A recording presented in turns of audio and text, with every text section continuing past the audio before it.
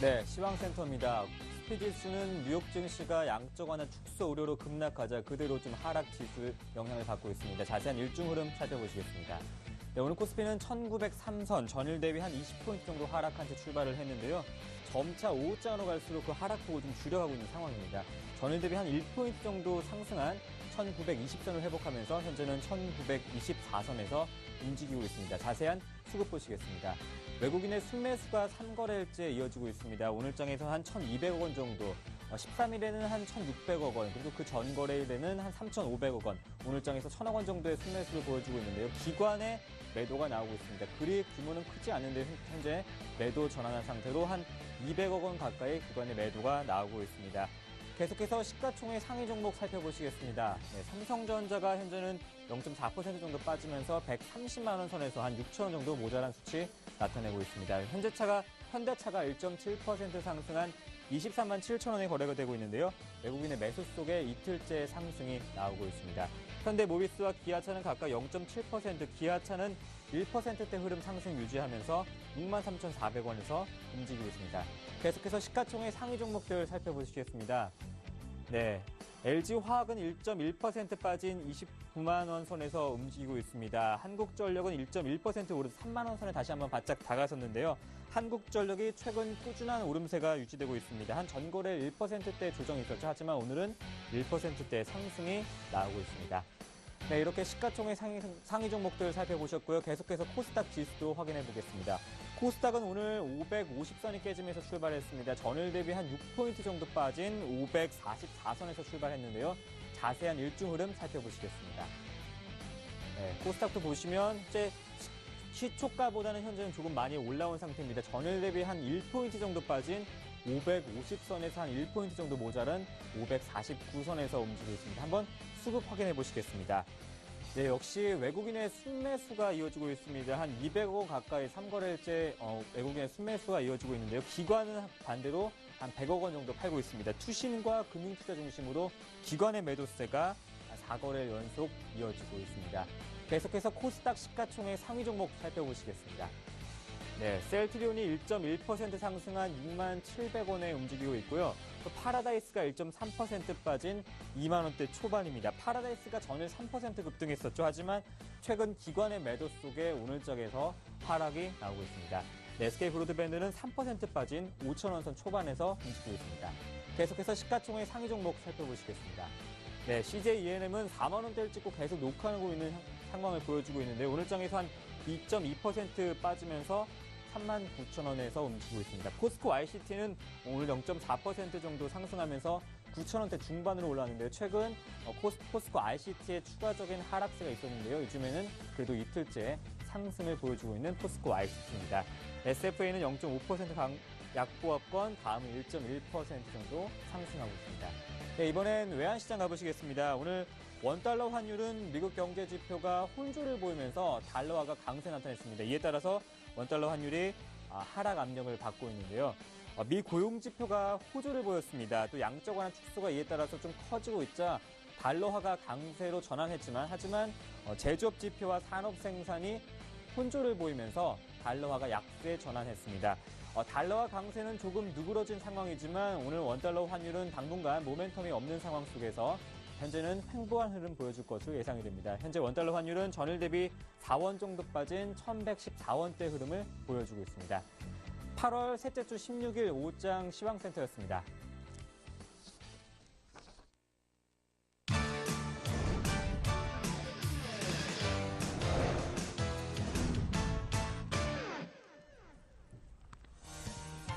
안녕하세요. 오후장 파워업 박미라입니다. 광복절 휴일로 이틀 만에 문을 연 국내 증시 현재는 보합권 내에서 움직이고 있습니다. 코스피 지수는 장 초반에 급락세를 보였지만 현재 낙폭을 대부분 줄여가면서 상승 반전을 시도하고 있는데요. 현재 오후장 갈수록 외국인의 매수세가 강해지고 있습니다. 코스닥 지수도 마찬가지인데요. 장 초반에 비해 낙폭을 많이 줄였죠. 외국 양시장 모두 홀로 매수해주면서 추가 하락은 막아내는 모습입니다. 자, 8월 16일 금요일장입니다. 잠시 후 종목에 대한 고민도 풀어드릴 텐데요. 013-3366-0110번, 023153-2619번 열어두고 있으니까요. 여러분들의 많은 참여 부탁드리겠습니다. 자, 바로 시장 흐름부터 분석해 보겠습니다. 파워비법의 정동웅 전문가님 나오셨습니다. 안녕하세요. 네, 안녕하세요. 네, 그래도 양시장이 좀 빠르게 낙폭을 줄여주고 있습니다. 장 초반만 하더라도 코스피, 코스닥 모두 1% 이상 급락세가 나왔는데 현재 코스피 쪽에서는 빨간불도 들어왔습니다. 수급도 뭐 외국인 계속 사주고 있는데 현재 분위기 어떻습니까? 네, 지금 오늘까지 외국인이 조금 강하게 사주면서 양시장 좀 빠르게 회복하고 있는 모습을 보여주고 있습니다. 얼마 동안, 그러니까 얼마 전까지만 해도 이제 선진 시장이 강세를 보이고, 우리나라와 같은 이제 신흥국 시장은 좀 약세를 면치 못했는데, 얼마 전부터 외국인이 현대 기아차를 비롯한 그리고 삼성전자, 이게 전차 군단의 매수세를 강화하면서 아무래도 국내 시장의 강세를 오늘까지 좀 이어가는 것으로 판단되고 있습니다. 그런데 외국인의 순매수가 지속될 것이냐, 이런 의문점을 제기하시는 분들도 많은데, 나는 그렇다, 저는 그렇다라고 이렇게 말씀을 드리고 싶습니다. 네. 미국 증시가 이틀 연속 좀 크게 큰 폭으로 조정을 받았는데, 그 전에 뭐 월가에서 미국 증시에 대해서 상승 모멘텀이 이제는 나오기가 힘들다. 이제는 조정으로 들어갈 것이다. 이런 말들이 굉장히 많이 나왔었습니다. 근데 그 말대로 아무래도 이제 어제와 그리고 그제 이렇게 이틀 연속 조정폭이 커졌는데, 최근에 글로벌 펀드 플로어를 잠깐 살펴를 봤는데, 미국과 일본으로 글로벌 펀드 자금이 굉장히 많이 유입됐었습니다. 미국은 뭐 전저점 대비해서 뭐 100% 넘는 상승률을 보이기도 했고, 미국 시장도 역시 조정 없이 꾸준히 상승세를 보이면서 달려왔는데, 아무래도 글로벌 펀드 자금이 미국과 일본으로 집중되면서 그런 현상이 일어났다, 이렇게 말씀을 드릴 수가 있겠습니다. 그런데 이제 앞서 말씀드렸듯이 이제 미국 시장의 추가적인 상승 모멘텀이 부재한 상황에서 이러한 글로벌 펀드 자금은 신흥국이나 유럽 쪽으로 조금은 쏠릴 수 있다, 저는 이렇게 생각을 하고 있습니다. 그 이유 중에 하나가 이제 드디어 유럽에서도 경기 확장세로 돌아서는 모습을 보여주고 있습니다. 독일은 물론, 그리고 영국, 프랑스, 스페인, 이탈리아까지 모두 회복세를 보여주면서 유럽 경기가 꾸준히 살아나고 있습니다. 여기에 유럽의 수출이 많은 아무래도 중국 경기도 이제 회복세를 보이고 있는 것으로 판단이 되고 있는데, 중국 같은 경우는 뭐 상무부 발표한 뭐 7월 제조 PMI가 예상치를 넘는 50.3가를 기록한 것으로 알고 있고, 그리고 이제 수출입 지표도 이제 굉장히 호전되게 나왔습니다. 여기에 이제 7월 CPI 같은 경우도 전년 대비해서 2.8% 증가로 나왔는데, 그동안 중국은 인플레 때문에 긴축을 좀 한 면이 있습니다. 한마디로 이제 부양책을 글로벌 세계 시장과는 다르게 부양책을 좀 크게 내놓지 않은 상황이었는데, 아무래도 CPI 자체가 이제 2.8% 성장이 나오면서 이러한 중국발 부양책이 추가적으로 나올 수 있는 기대감이 생긴 상태입니다. 한마디로 최근에 초점은 유럽과 중국입니다. 그렇기 때문에 글로벌 펀드의 자금이 시간이 지날수록 좀 중장기적인 관점에서 본다면 지금의 미국과 일본 같은 선진 시장이 아닌 중국과 유럽 같은 경우는 이제 선진 시장이지만 아직까지 글로벌 펀드 자금이 크게 유입되지 않았었습니다. 그렇기 네. 때문에 유럽과 신흥국인 중국으로 자금이 유입된다면 우리나라나 뭐 대만 같은 신흥국까지 그 펀드 자금이 들어오면서 아무래도 외국인 수급은 시간이 갈수록 신흥국 쪽이 좀 낫지 않나, 이렇게 판단을 하고 있습니다. 예.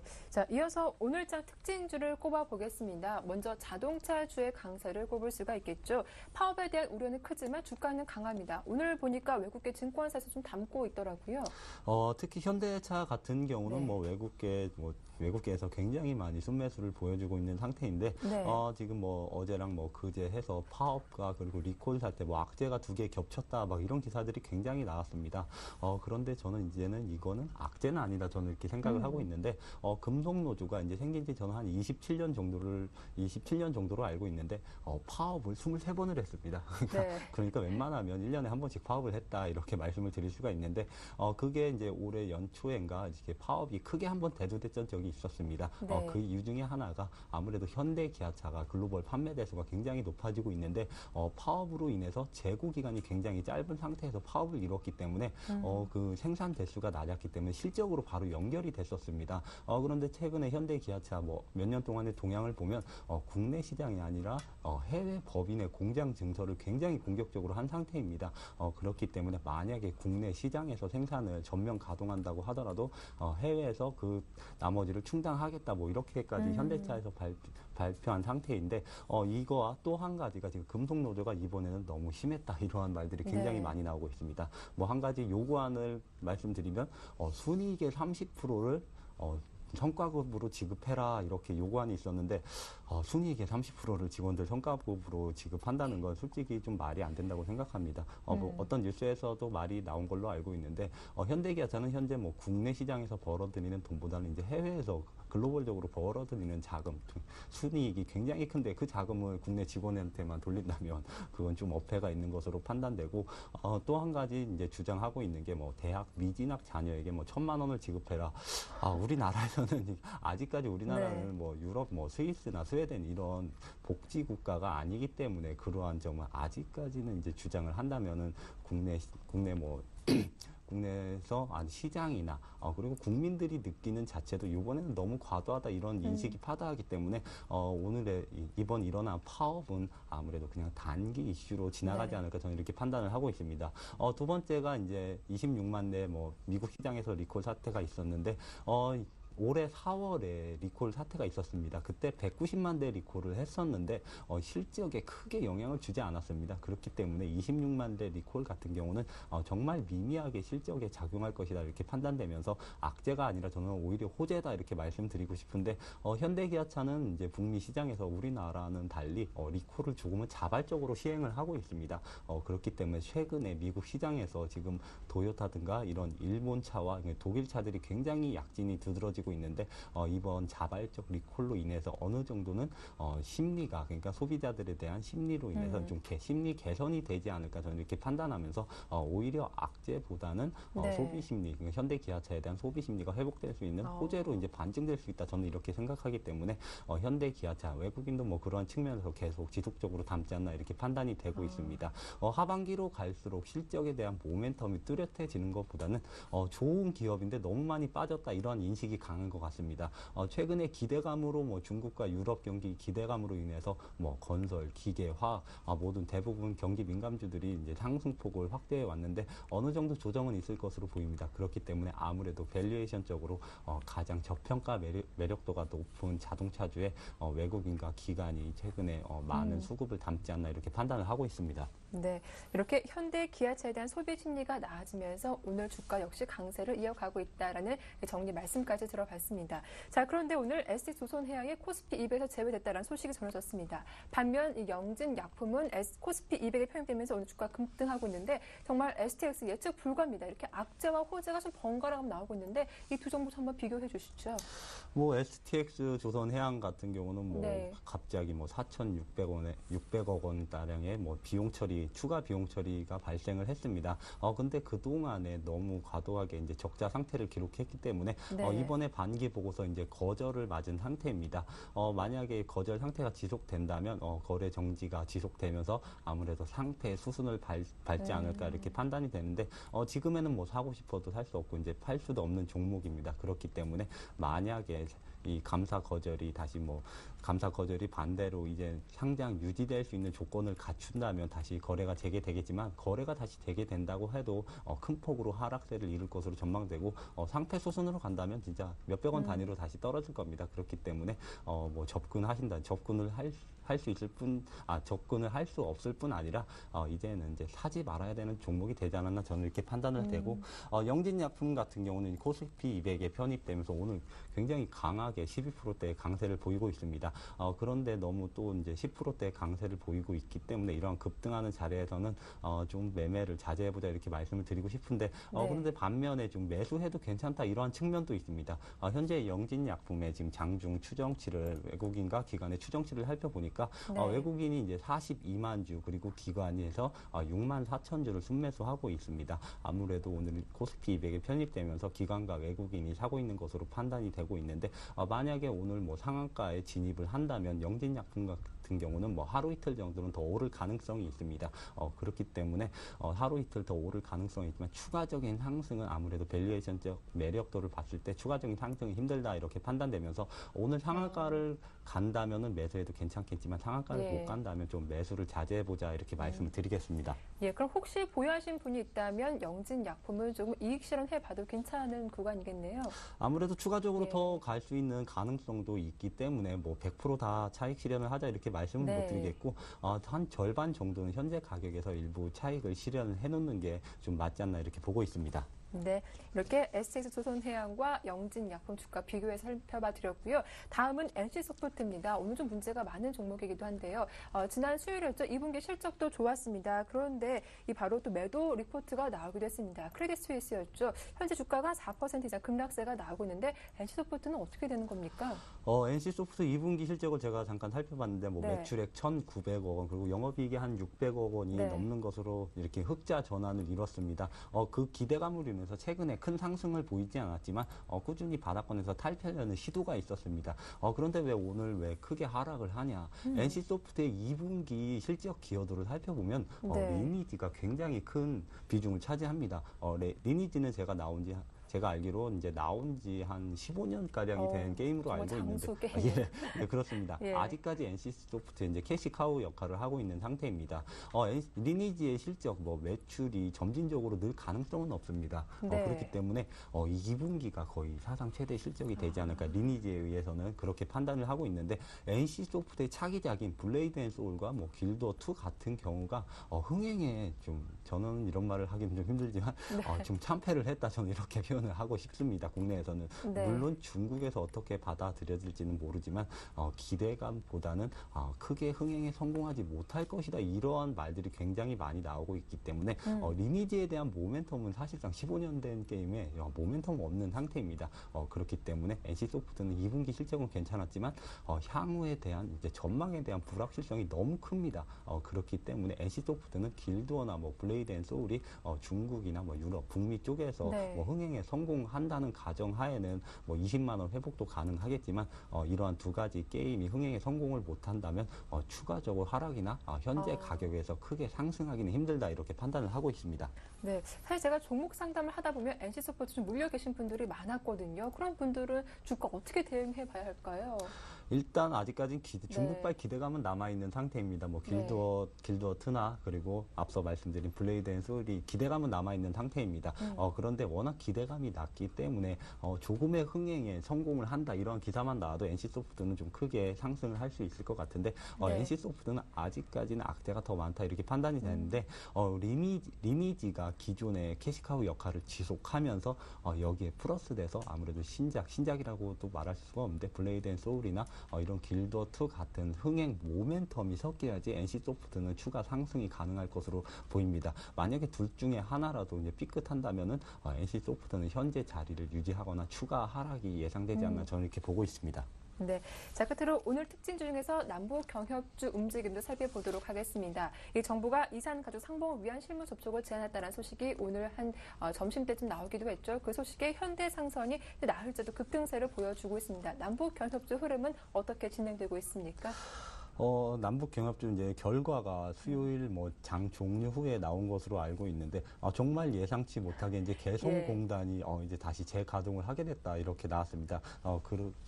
그에 따라서 오늘 에머스 퍼시픽 현대상선이 10% 이상대의 강세를 보였는데 현재 현대상선을 제외하고는 나머지 중소형 경협주 같은 경우는 다 지금 음봉 상태로 상승폭을 조금 둔화한 상태입니다. 그런데 좀 말씀드리고 싶은 게 좀 현대상선의 주가 흐름이 조금은 이상하다고 판단됩니다. 예. 현대상선이 2조 원대 종목이었는데 지금은 급등하는 바람에 거의 4조 가까이 됐습니다.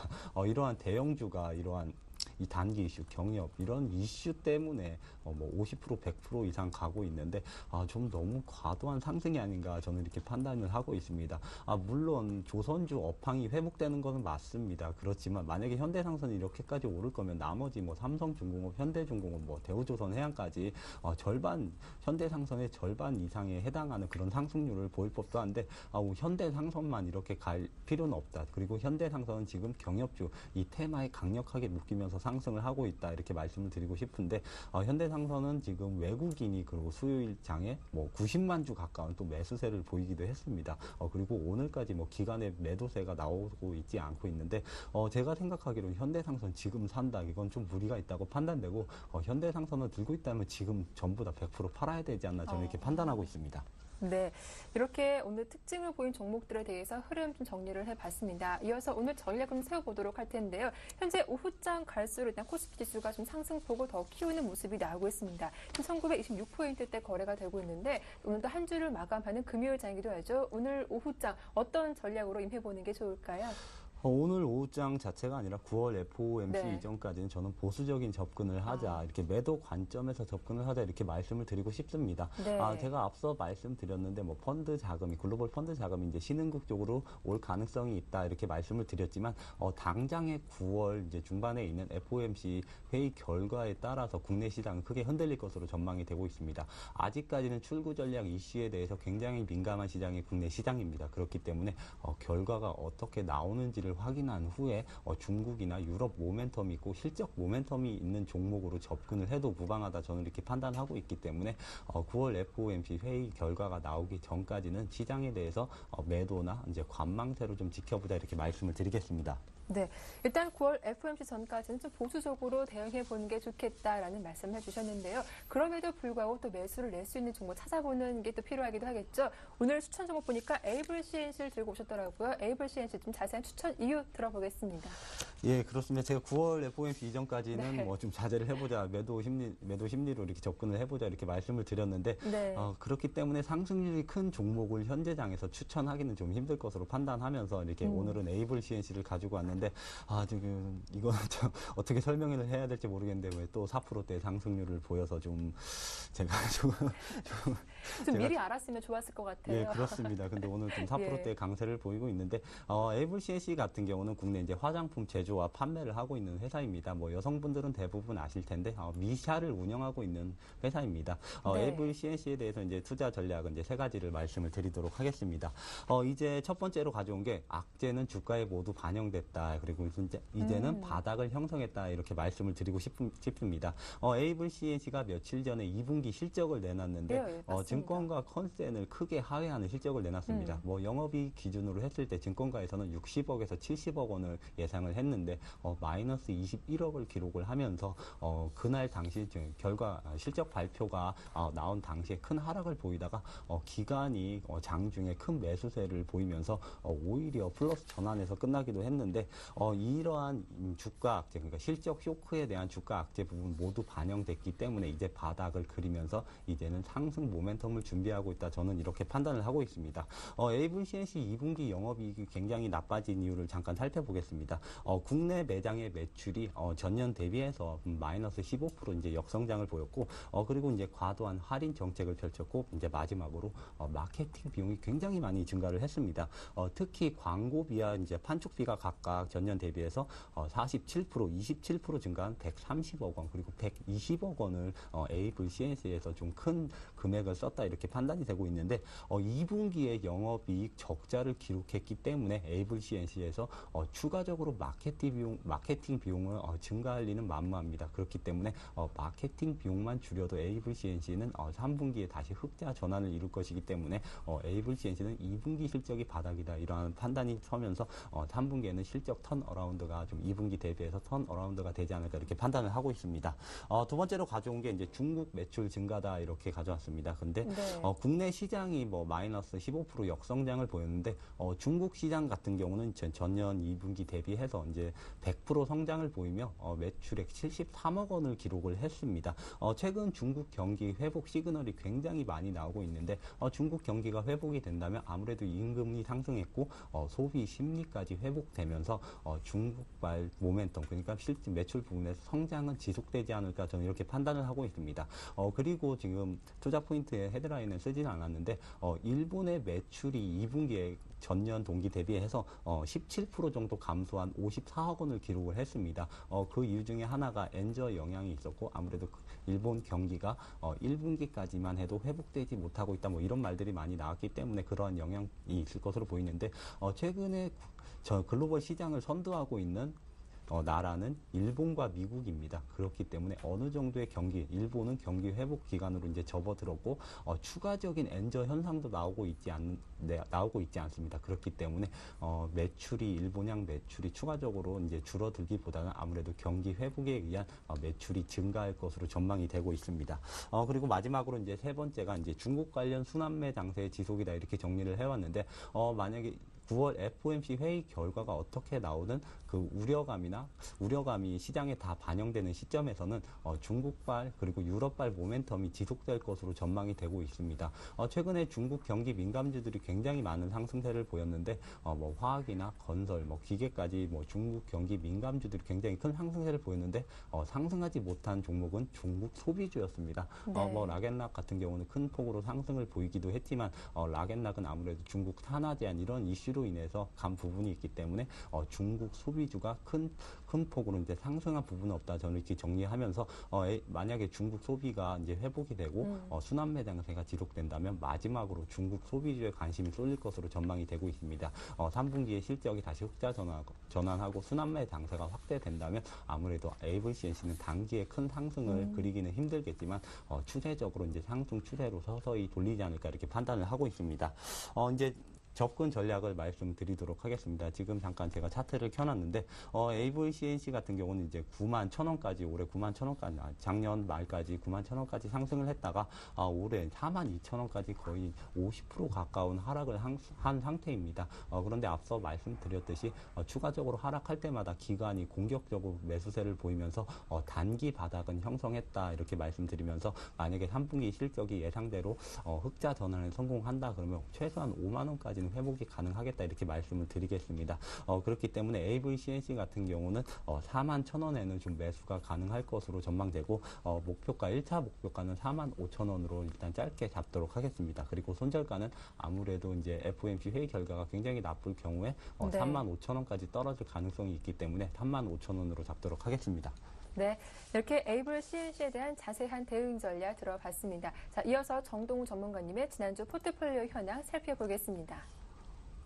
예, 현재 포트에 총 6개 종목이 담겨있는 상태이죠. 현금 비중 68%인 가운데 캠트로닉스가 10%, 포스코, ICT, 삼성전자, ISC가 5%, 컴투스가 5%, 세종이 2% 비중으로 실려 있습니다. 수익률도 확인해 보겠습니다. 네, 역시 세종이 40% 가까운 수익을 내고 있는 상황이죠. 다음 2위는 캠트로닉스가 15.7%이고요. ISC가 2.3%, 안타깝게 삼성전자가 마이너스 0.9% 손실 중이고 포스코 ICT가 마이너스 2.9% 손실을 기록하고 있습니다. 네, 또 최근에 편입된 컴투스 역시 마이너스 8.1% 손실을 기록하고 있습니다. 네, 먼저 컴투스부터 AS를 받아보겠습니다. 지난 8월 9일에 편입된 종목이기도 한데 요즘 게임주 흐름이 좀 우려가 되는 것 같습니다. 오늘 게임빌도 그렇고요. 어떻게 보시나요? 컴투스. 컴투스는 괜히 게임빌 때문에 동반 하락했다. 저는 이렇게 말씀을 드리고 싶은데 네. 사실상 컴투스가 55,000원 부근에서 35,000원까지 하락하면서 그 이유가 2분기 실적이 쇼크 수준 그러니까 좋지 않았다. 이런 게 선반영된 상태입니다. 네. 그런데 실적 발표도 다 했기 때문에 추가적으로 하락은 좀 제한된 상태였는데 아무래도 게임빌이 이제 2분기 실적 쇼크를 거의 마지막에 내놓으면서 전반적으로 모바일 게임주가 그날 큰 폭으로 하락세를 보였습니다. 그렇기 때문에 컴투스도 지금 뭐 마이너스 8%대의 손실권에 있지만 아직까지는 바닥권을 다지고 있는 상태입니다. 여기서 추가적으로 하락은 좀 제한될 것이다 이렇게 판단되면서 손절하지 않고 목표가까지는 지속 보유하도록 하겠습니다. 네, 일단 컴투스 보유하신 분들은 손절 처리하지 말고 목표가 4만 원까지 조금 더 홀딩해보자라고 하시니까요. 잘 참고하시면 좋겠습니다. 다음 살펴볼 종목은 포스코 ICT입니다. 좀 이 종목 안타깝게도 한 주 만에 주가 흐름이 안 좋아졌습니다. 이 만 원대 돌파하기가 좀 쉽지 않은 것 같아요. 역시나 만원 벽이 조금은 두터운 것으로 이렇게 판단이 되고 있습니다. 포스코 ICT 최근 몇 거래일 동안 이제 하락세를 보여왔는데 수급 자체도 약간 나빠진 경향이 있지만 포스코 네. ICT 같은 경우는 역시나 전력난 이러한 테마에 껴있기 때문에 최근에 전력난 테마주인 누리텔레콤, 옴니시스템 같은 종목들이 굉장히 흐름이 안 좋았습니다. 날씨도 이제 천천히 이제 서서히 선선해지고 있고 아무래도 블랙아웃이 일어나지 않기 때문에 지금 전력난 테마주들이 큰 약세를 보이고 있는데 이러한 테마에만 움직이는 종목들은 이런 테마가 소멸되면서 큰 폭으로 하락을 하겠지만 포스코 ICT 같은 경우는 테마보다는 아무래도 실적이 좋아지는 부분을 봐야 된다. 만약에 테마가 전부 소멸했을 때는 포스코 ICT 같은 경우는 테마보다는 진짜 ESS 성장성이나 아무래도 이제 포스코 패밀리 기업과의 시너지 효과, 이제 실적 성장세를 동반한 이런 모멘텀이 나올 것이다 이렇게 기대되면서 최근에 하락세를 보이고 있지만 다시 만원 부근까지는 상승이 가능하지 않을까 이렇게 판단을 하고 있습니다. 네. 자, 이어서 한 종목 더 AS를 받아보겠습니다. ISC인데요. 현재는 한 2.3% 이익 구간에 있는 종목이긴 하지만 수급 거래량을 보니까 요즘 거래가 많이 줄어든 것 같습니다. ISC 어떻게 좀 보고 계시나요? 네, 제가 지금 컴퓨터가 이제 ISC가 나오고 있지는 않는데 ISC 같은 경우는 지금 굉장히 이제 성장성이 동반돼 있는 종목이다 이렇게 말씀을 드리고 싶습니다. ISC 같은 경우는 뭐 기관의 수급도 뚜렷이 없고 거래량도 많지 않은 종목이지만 ISC 같은 경우는 이제 해자가 있는 기업으로 장기적인 성향을 가지고 매수했을 때 큰 수익을 누릴 수 있다 이렇게 판단이 되고 있습니다. 지금 매수가 부근이 뭐 15,000원 부근에서 움직이고 있는데 ISC 같은 경우는 단기적으로 뭐 몇 개월, 수개월 이런 식으로 접근을 하는 게 아니라 저는 년 단위로 뭐 1년, 2년 이런 단위로 접근을 한다면 충분히 수익을 낼 수 있는 종목으로 판단되기 때문에 ISC 같은 경우도 지속 보유하도록 하겠습니다. 네, 이렇게 ISC도 계속 보유해보자라는 의견까지 자세하게 들어봤습니다. 자, 파워비법 오늘 순서는 정동훈 전문가님과 함께했습니다. 도움 말씀 고맙습니다. 네, 감사합니다. 네, 이어서 증식교 힐링 레슨이 이어집니다.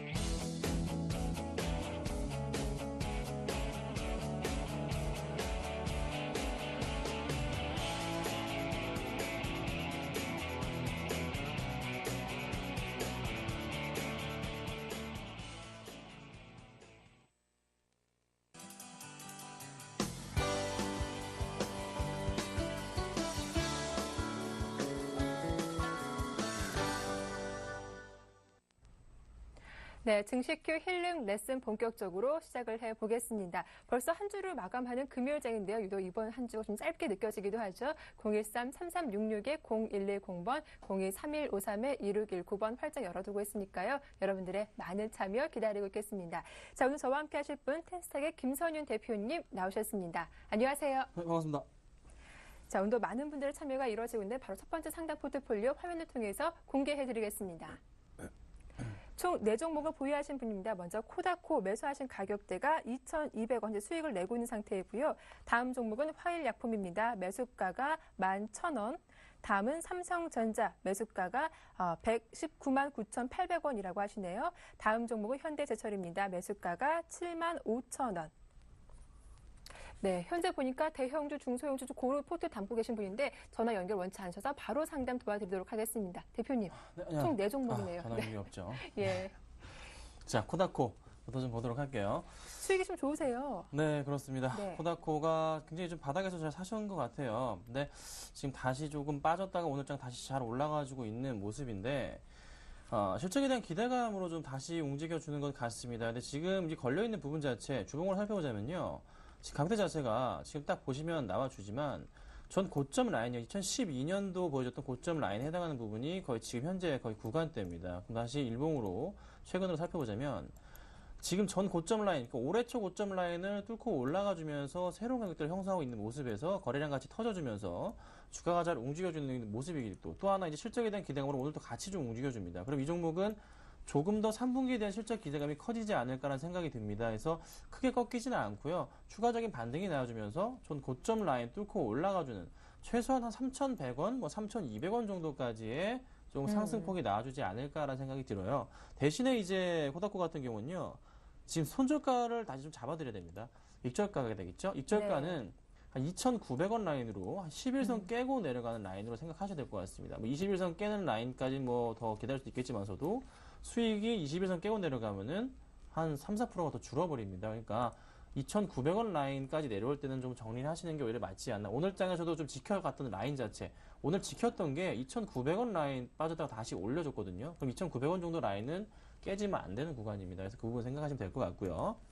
자, 그 다음 종목으로는 화일약품이네요. 화일약품입니다. 네. 자, 화일약품이 좀 비싸세요. 11,000원에 사셨는데, 네. 화일약품이 지금 이게 이렇게 빠지는 이유가 있습니다. 크리스탈이라는 이제 회사에서 이 종목을 이제 합병 이슈가 나왔잖아요. 근데 네. 중요한 점은요, 이 크리스탈이라는 회사의 재무 상태가 좋지가 않아요. 그러니까, 크리스탈 입장에서는 화일약품의 튼튼한 재무를 가져가서 주가의 안정적인 재무 상태를 보여줄 수가 있겠지만, 화일약품의 경우에는 실적도 좋지 않은 회사가 가져가 버리니까 네. 당연히 갖고 있던 주주들의 입장에서는 이거 뭐야 회사 이거 망하는 거 아니야 이런 생각 들 수가 있잖아요. 그래서 네. 어제 기관들도 좋지 않았기 때문에 그러니까 가져가는 곳이 좋지 않으니까 기관들도 이제 이거 안 되겠다 싶어서 기관들이 매도세가 이렇게 쏟아져 나와 버리는 거죠. 그래서 화요일장에서도 급락하는 모습 보여줬었고요. 오늘장에서 역시나 마찬가지로 또 한 번의 하락폭을 지금 뭐 8.8%까지 밀려주고 있는 모습입니다. 자, 그러면 화일약품은 사실 좀 손절가를 조금 유념하실 필요가 있을 것 같아요. 손절가가요. 저점은 그 전에 6월달에 빠졌던 라인 자체 역시나 한 8,500원까지 빠졌었는데요. 그래서 8,600원 정도 라인을 좀 지켜줬습니다. 그렇다면 이번에 마찬가지로요. 한 8,600원 정도 라인 종가 기준으로 깨지고 내려간다면요. 그때는 정리를 하시는 게 맞지 않나 싶습니다. 그래서 손절가를 유의하셔야 되는 종목 중에 하나다. 그래서 당분간의 이런 화일약품의 상승 추세는 좀 제한적이고 오히려 좀 너무 낙폭이 과했기 때문에 상승할 수 있겠지만서도 손절가는 지키면서 올라갈 확률이 있어요. 그래서 손절가가 깨면 정리하셔야 되는 거고 그렇지 않을 경우에는 홀딩하시고 가져가시는 전략을 제가 말씀을 좀 드려볼게요. 네. 자, 그 다음에 이제 탈도 많은 종목입니다. 삼성전자네요. 네, 삼성전자 지금 오늘도 다시 한번 다시 올라가 줍니다. 130만 원 정도까지 지금 오늘장에 도달을 하려는 신호가 좀 나와주는 느낌인데요. 삼성전자에 정말 많은 얘기를 드렸던 것 같아요. 이 종목 네. 정말로 지금 꾸준하게 항상 보여줬던 그런 모습들이 있습니다. 2011년부터 살펴볼까요?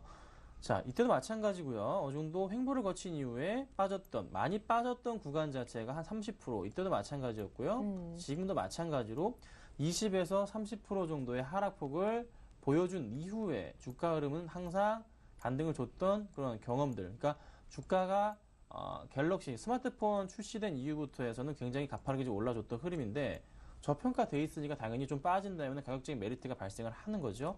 삼성전자 이번 주 한 주간 내내 올랐던 가격 자체 지금 5.5% 정도 일주일 동안 지금 올라주고 있고요. 일봉상으로 보더라도 역시나 마찬가지 큰 흐름이 다시 한번 나타나 줍니다. 근데 이 흐름에서 네. 지금 저점 120만 원 초반대의 가격대는 확실한 저점 라인이라 인식을 하고서 조금 차트를 조금 이렇게 크게 보자면요. 어느 정도는 W자 패턴 자체가 나와주는 흐름으로 주가가 반등을 주고 있단 말이죠. 그러면 이 바닥 라인부터 해서 어느 정도 단계적 고점 라인으로 봐야 될 구간 자체는 한 130만 원 초반대, 현재 구간대가 좀 될 수가 있겠고요.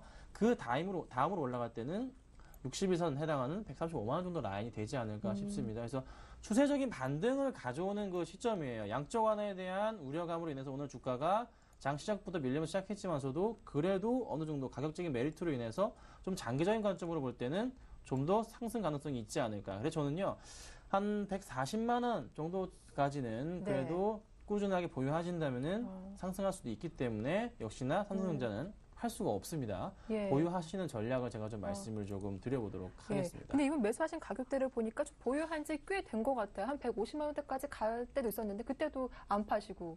그런 것 같습니다. 정말 예. 오래 들고 계신 것 같은데요.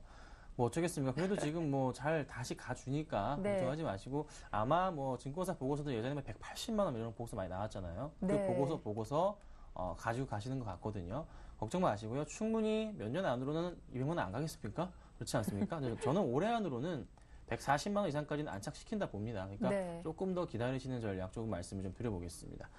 자, 마지막으로 현대제철 요즘에 조금 굉장히 철강주들이 굉장히 좋은 흐름이에요. 네. 포스코도 마찬가지 잘 가고 있고요. 현대제철도 그 중심에 있다고 말씀을 좀 드려보겠는데. 자, 현대제철 74,200원 오늘 1% 이상 반등을 줍니다. 최근 수급 상황 체크를 해보자면요. 역시나 굉장히 좋은 기관들의 수급 자체가 다시 돌아왔다. 확실하게 보험권과 통신권을 중심으로 한 매수세가 굉장히 많이 몰려주고 있는 모습이 참 이쁘게 돌아오고 있는 모습입니다. 중요한 점은 외인이 매수가 좀 돌아와줘야 되는데 그래도 간간히 외인의 매수세가 잡히긴 합니다. 근데 사자마자 파는 그런 흐름 자체가 조금 많이 잡혀요. 대신에 기관들이 좀 받쳐주면서 주가를 끌고 올라가고 있죠. 또 중요한 점은 뭐가 있죠? 자, 유럽에 대한 경기 회복, 또 중국에 대한 경기 회복도 나타나주고 있기 때문에 주가 역시나 21선 위에서 잘 움직여주고 있고요. 또 61선 뚫고 올라가서 그 다음 121선 라인까지 지금 오늘 뚫고 올라가면서 안착을 시킬 것으로 예상이 됩니다. 그렇다면 라인을 따라서 보통 주가가 이제 가는데 바닥 라인부터 시작해서 고점 라인까지 타고 올라간다면요. 이 종목은 좀 어느 정도까지 못 가더라도 한 7만 7, 8천 원 정도까지는 단기적인 상승 가능성이 있지 않나 말씀을 좀 드려보고요. 제가 보는 기준가, 목표가 자체는요. 네. 주봉으로 좀 살펴보겠습니다. 자, 주봉으로 봤을 때 지금 올 초에 보여줬던 그리고 작년 말부터 여름부터로 할까요? 보여줬던 가격대 자체 항상 뚫지 못했던 라인 자체가 85,000원, 9만원 라인 보통 8만원부터 해서 9만원 라인이 갇혀 있었거든요. 그러면 그래도 지금 라인을 봤을 때 주봉상으로 라인으로 해서 주봉 60주에 해당하는 라인 자체가 바로 8만원 라인입니다. 그렇다면 이 종목은 못 가더라도 일단 단기적인 추세 중국의 지금 차트가 살아나고 있죠. 오늘 장에서도. 그리고 유럽도 네. 마찬가지이기 때문에 추세적인 이탈을 하지 않는 이상 21선을 깨지 않는 이상은 8만원 정도까지의 이 갭을 메울 수가 있지 않을까 판단됩니다. 그래서 현대제철, 철강주 대부분이 이런 흐름일 거예요. 걱정하지 마시고 네. 철강주 가지고 계신 분들은 꼭 좀 홀딩을 하시고 가져가시는 전략을 제가 좀 말씀을 좀 드리겠습니다. 네, 이렇게 포트 상담 도와드렸고요. 이어서 두 번째 전화 연결 주인공 바로 만나보겠습니다. 안녕하세요. 여보세요? 네, 시청자님 안녕하세요. 반갑습니다. 네. 예, 좀 간략하게 본인 소개 부탁드릴게요. 어느 지역에 거주하시는지요? 예, 부산인데요. 아, 부산이에요? 네. 예, 반갑습니다. 네, 네. 오늘 어떤 LG 상사 네. 39,100원. 39,100원이요? 예, 100%예. 4월 초에 샀는데. 아, 39,100원에 일단 비중이 100%시라고요. 네, 알겠습니다. 일단 오늘 좀 반등이 나오고 있지만 좀 매수하신 가격대를 한참 밑돌고 있어서 속상하실 것 같아요. 예, 그렇습니다. 좀 바로 상담 도와드릴게요. 예. 네, 대표님. 네, 안녕하세요. 네, 안녕하세요. 네, 어느 정도 이제 다시 좀 살아나고 있는 모습은 차트에 잡히네요. 예, 4월 초에 샀는데 자꾸 네. 내려가지고. 그렇죠. 이제 사자마자 그냥 계속 이제 떨어지셔가지고 네. 고민이 좀 많으셨을 것 같아요. 예. 자, 매수 타이밍은 좋지가 못했습니다. 그래서 매수 타이밍이 이렇게 주가 흐름 자체가 계속 이제 21선 타고 흘러내려갈 경우에는 참여는 안 되는 타이밍이거든요. 근데 예. 그 부분은 약간 예. 실수를 하셨지만 그래도 지금 다시 보니까 주가가 바닥권 라인부터 해서 다시 상승을 해줍니다.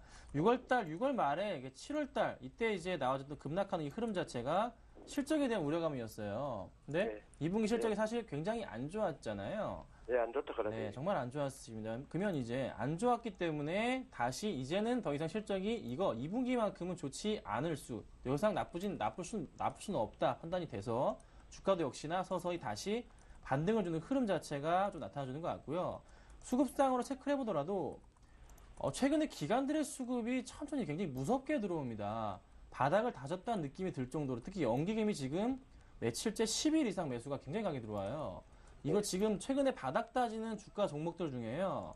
바닥을 계속 횡보하면서 특히 연기금이 매수하는 종목들이 주가가 상승이 조금 가팔랐거든요. 이번에도 마찬가지로 이 종목도 역시나 주가 상승이 조금 강하게 나올 가능성이 높습니다. 그런데 제가 살짝 걱정되는 것은 지금 잘 가주는데 문제는 4월 중순부터 해서 6월 중순까지 잘 버텼던 가격대가 바로 35,000원부터 37,000원 구간대예요. 네. 이 구간대에 아마 굉장히 많은 분들이 사실 물려 계시거든요. 못 팔았어요. 갑자기 급락을 해가지고. 네. 그러면 이 부분대 올라가게 되면은 충분하게 아무래도 기관들이든 외인들이든 물량을 받아주지 않는 이상 주가가 횡보를 하거나 다시 맞고 떨어질 가능성도 있을 수가 있어요. 예. 그러면 3만 한 6천 원 정도까지는 분명 무난하게 갈 텐데 그 이상 가기 위해서는 그때 도달해서 수급 상황을 잘 체크하셔야 됩니다. 그래서 36,000원 정도까지 36,500원 정도로 말씀드릴게요. 36,500원까지 가져가시고요. 네. 그때 이후에 기관들이나 외인들이나 그러니까 개인들이 계속 팔고 나가는 흐름이 수급상에 잡힌다면은 그때는 홀딩을 하시면 되고 그렇지 않을 경우에는 비중을 일단 한 30%나 40% 정도, 거의 50% 정도까지는 줄이시는 게 오히려 맞다고 봅니다. 아셨죠? 예. 그래서 예. 지금은 홀딩 하십시오. 대신에 말씀드렸던 36,500원 정도의 기간 수급, 외인 수급 보지 마시고 개인이 파는지 개인이 팔면 가져가시고요. 개인이 매수가 좀 강하게 쭉 이어질 때는 비중 축소를 하시는 거 이렇게 제가 정리를 해드릴게요. 그러면 뭐 매수하신 가격대 뭐 4만 원 정도까지 네. 갈 수 있느냐? 시간상으로 말씀을 좀 드려보자면요. 지금 이 종목 2013년 올 초 고점 5만 원부터 해가지고 지금 3만 원까지 밀려 내려왔잖아요. 맞습니다. 40%가 빠졌습니다. 네. 그러면 보통 주가 흐름에서 만약에 절반 정도가 빠졌을 때 바닥권부터 해서 가격이 회귀하는 가격대가 보통 한 30% 정도까지 회귀를 하거든요. 바닥권 가격에서. 네. 그러면 이게 그럼 그 가격이 4만 원이에요. 그럼 네. 주봉으로 살펴볼 때 4만 원 라인이 딱 맞아 떨어지는 게 주봉 60주선 라인이 선이 정확하게 일치해 들어갑니다. 네? 제가 보지도 않고 지금 딱 열었던 거예요. 그러면 4만 원 정도까지는 조금 중장기적으로 볼 때는 상승 가능성이 굉장히 있어요. 또 주봉 자체도 다시 이렇게 내려가는 게 아니라 주봉이 다시 서서히 꼬리를 틀면서 다시 올라갈 겁니다. 그래서 4만 원 정도를 2차 목표가로 보셔야 돼요. 대신에 36,000원, 36,500원 넘어갈 때 개인이 얼마나 잘 팔고 나가는지 흐름을 보셔야 된다는 거죠. 그래서 그 포인트 체크하시고 대응을 하시고요. 36,500원 넘어갔을 때도 조금 이 종목에 대해서 잘 모르겠다 하시면요. 그때 다시 연락을 주시면 제가 한 번 더 자세하게 또 설명을 드려보겠습니다. 예, 고맙습니다. 시청자님 예. 꼭 수익 내시길 응원하겠습니다. 고맙습니다. 예, 고맙습니다. 예, 수고하세요. 예. 자, 이어서 실시간 문자 상담 이어가도록 하겠습니다. 먼저 현대차부터 살펴볼 텐데요. 2443님께서 보내신 문자였습니다. 현대차 매수하신 가격대가 22만 7천 원, 비중 10%, 향후 전망과 목표가 알고 싶습니다. 라고 문자 보내셨습니다. 현대차, 오늘장에서 좀 특징주로 꼽히기도 하죠. 이익 구간인데요. 네. 오늘 장에서도 지금 상위 외국인 다 5개가 네. 외국인들이 다 순매수를 해주고 있습니다. 30만 주가량, 순매수량이 한 17만 주, 18만 주가량이 좀 되네요. 굉장히 많은 물량을 외인들이 지금 사주고 있는데, 재밌는 점은 조금 이게 파업에 대한 부분, 예. 미국에서 리콜에 대한 부분 있음에도 불구하고 그 우려감은 다 어디 갔는지에 대한 부분이죠. 저 항상 그랬던 것 같아요. 현대차가 파업할 때마다 주가가 항상 잘 올랐습니다. 항상 잘 올랐었고요. 그리고 또 최근에 차트 흐름 자체도 21선 아래로의 움직임에서는 항상 반등을 줬던 이 추세를 이탈하지 않은 최근에 차트가 서서히 그러니까 크게 큰 V자형 반등을 다시 보여주면서 이 추세 자체를 다시 보여주고 있는 모습이 포착이 되고 있거든요. 그러면요, 이게 현대차는 지금부터 시작해서 다 오른다면은, 잘 간다면은, 어느 정도 맞고 한 번은 분명히 떨어질 겁니다. 그 가격 자체가 저는 한 24만원 중반대 정도까지는 상승을 준 이후에 한 번 가격 조정이 있을 것 같아요. 그때 다시 한번 떨어질 때 파업에 대한 우려, 리콜에 대한 우려가 또 한 번 불거지면서 주가를 끌어내리는 좀 단기적인 그런 상황이 연출될 것 같습니다. 그래서 지금부터는 이제 잘 보유하고 계시면 되는데 한 24만 원 넘어갈 때부터 해서 수급에 꼬이면서 뭐 지금처럼 외인들이 잘 들어오면 모르겠는데 예. 기관이 갑자기 더 판다거나 외인이 단계적인 매도세가 좀 나오고 개인이 매수하는 모습이 나타날 때는요. 그때는 확실하게 조금 비중을 줄이시거나 단기적인 차익 실현을 하시는 전략, 이게 정말 가장 필요하실 겁니다. 장기적으로 볼 때는 정말 괜찮지만 지금 악재 자체가 완전 소멸된 게 아니고요. 또 하나 지금 이제 양적 완화 축소에 대한 우려감 역시나 코스피 대형 상위주들 중심으로 해서 조만간 분명히 또 받을 거예요. 그 영향이 있으니까요.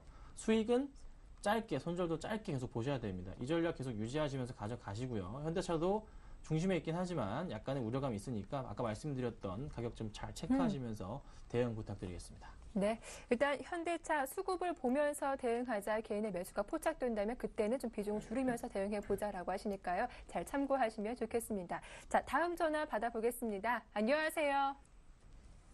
여보세요. 네, 시청자님 안녕하세요. 예, 수고합니다. 예, 반갑습니다. 자, 오늘 어떤 종목 좀 궁금하신가요? 노마손이야. 로만손이요. 예. 예, 오늘도 주가 한 5% 이상 떨어지고 있는데 매수하신 가격대가 어떻게 되시죠? 8,600원이야. 아, 8,600원. 예. 예, 좀 보유하신 지 꽤 되신 것 같아요. 언제쯤 매수하셨어요? 한 달 좀. 네, 한 달 전에. 예. 예, 일단 한 9,500원 이상 갈 때도 있었는데 그때는 왜 매도 안 하셨고요? 그때 한번 예. 내가 없었어요. 어제. 아, 그때 장 못 보셨군요. 예, 초상 난 데가 가고. 아, 예. 자, 그럼 로만서 일단은 8,600원 매수하셨고 비중이 어떻게 되시죠? 비중 20%. 20%요. 알겠습니다. 바로 상담 도와드릴게요. 예. 네, 대표님. 네, 로만손이 참 좋은 종목인데 이게 지금 경협주를 같이 엮여주면서 주가가 좀 크게 흔들렸고요. 문제는 이게 이겁니다. 로만손 제가 정말 좀 잘 알고 있는 종목 중에 하나인데요. 예. 주가를 끌어올렸던 이제 어느 정도 이제 주체라고 할까요? 그 주체에 있던 부분들이 조금 빠져나가는 현상이 조금 나타나줬고요.